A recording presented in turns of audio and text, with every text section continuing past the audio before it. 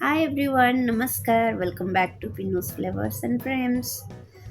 आज मु आसीची गोटे हेल्दी टेस्टी रेसिपी आनिकी पसारुणी सूप जोटा थरे खाइले बार बार खाइबा को इच्छा होता आउ आम देह लगी भी बहुत भल एटा। आउ डेरी न करी चलंतु स्टार्ट करिबा ए रेसिपीटी।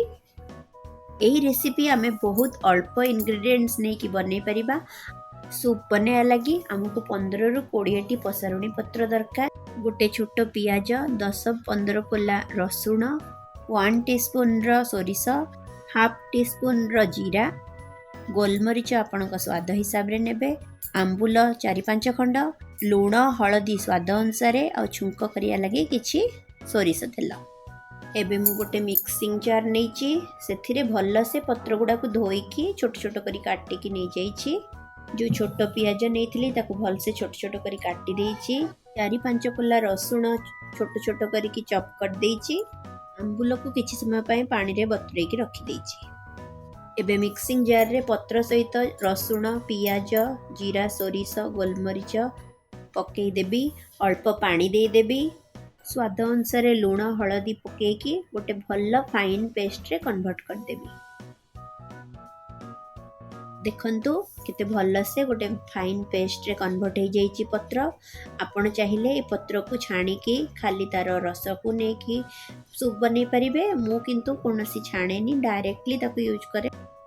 एबे गोटे गैस रे कढ़ई बसई देइछि सेतिरे जो पेस्ट करके रखी थिले पत्र को ताको डायरेक्टली दे देली। आ सेतिरे जेतिकी पत्र पेस्टटा नै थिबे तार 4-5 गुण पानी दे देबे। आउ ताकू भल से 10-15 मिनिट धरे की फुटे की सिझेबे। पत्र सिझी गले भल से तार जो गंधटा थाए सेटा कंप्लीटली पळेबो। पत्र भल से सिझिला बोली केमती जानिबे देखंतु पत्र बटाटा ग्रीन कलर रो देखा जाउछि। सिझी गले भल से कलरटा ग्रीन रु ब्लैकिश ग्रीन बा कला देखा जिवो। आ कंचा पत्र स्मेलटा भी पळेबो। सूपटा अधा सिझी गलानी सेथिरे पानी रे बतुरै की रखिथिबा आंबुल देई देबी। आउ सूप को 5 मिनिट भल से फुटेबी। मोर सूपटा ऑलमोस्ट हो गलानी रेडी। मु एबे गोटे बाउल रे गोटे टेबल स्पून रो कॉर्नफ्लोर नै की ताकू अल्प पानी रे मिसई की ताकू सूप रे दे देबी। एही स्टेपटा कंप्लीटली ऑप्शनल। आपण माने चाहिले एटा को स्किप करि परिबे।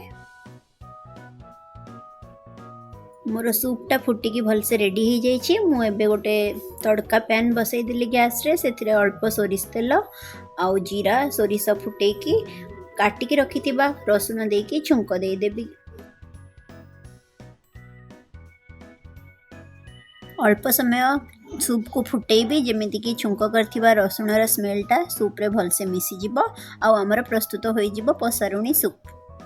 Thanks for watching. Don't forget to like, share and subscribe to my channel. Jai Jagannath.